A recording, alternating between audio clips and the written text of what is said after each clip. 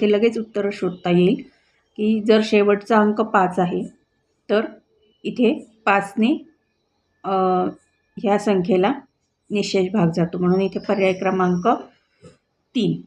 या प्रश्नासाठी किंवा अशा प्रकारच्या प्रश्नांसाठी तुम्हाला कसोट्या लक्षात ठेवणं गरजेचं आहे.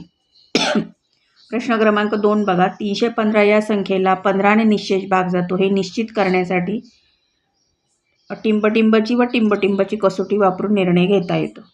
आता इथे 315 ही संख्या आहे आणि 15ने निशेष भाग जातो आहे, म्हणजे इथे संख्येच्या शेवटी कोणता आकडा आहे तर 5 आहे.